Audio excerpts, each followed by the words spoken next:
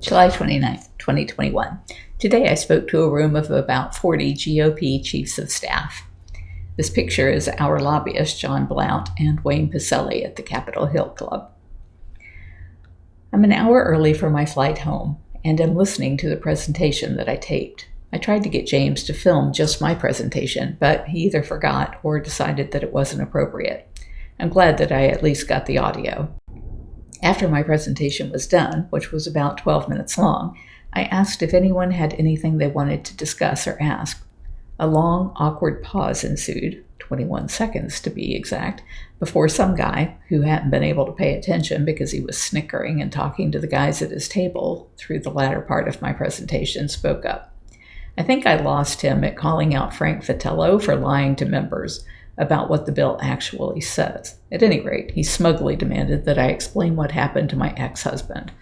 I shot back at him that he wasn't my ex-husband, but that I had been married to him in the 90s, and that he walked out of the house one day and never came back. I went on to say that I didn't know why the producers of Tiger King chose to put out the narrative that they did, because the people they used to make the allegations about my missing husband were the animal abusers that I was just talking about, and a handful of people who I believe tried to steal our business away from us and who were robbing my husband blind. Don had dementia and I was trying to get him help, and these people were taking advantage of him. I was asked by another person if the Tiger King show helped or hurt. I started out answering the way I usually do, but ended up breaking into tears when I said that I've been working on this bill since the 90s, but after the false narrative in Tiger King, I didn't know if I'd ever be able to lobby for this bill before Congress again. I didn't know if I'd ever be welcome here if people believed what they saw on TV. The next person asked if tigers were in trouble in the wild, so I got to talk about the State Department's statement about the legal trade in the U.S. being problematic in their efforts to protect wild tigers. I also talked about Jamie at CITES and how the Chinese say we don't even know where our tigers are. I said the tiger will disappear in the wild if Congress continues to fail to pass this bill.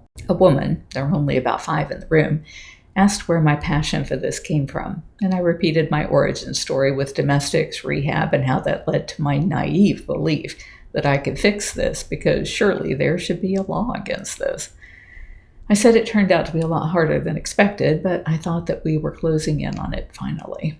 One man wanted to be sure everyone thought this is a slippery slope, but I would not be baited. I told him I only care about protecting cats, but that I didn't think it was something that most other animals suffered from, i.e. petting babies and creating such a smokescreen for poaching. The next man asked the status of the state bills. I could only recite 3 of the 4 states with no laws.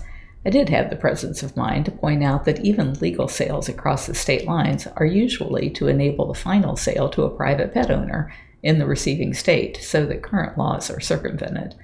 Overall, I feel good about it. Got applause at the end, and a lot of people reached out as I was leaving the room to say how much they appreciate what I'm doing.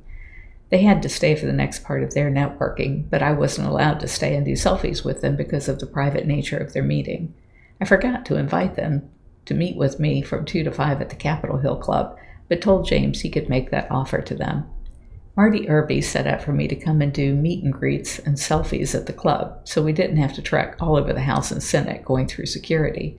That worked out great, and he had a steady line of legislators and their aides come by.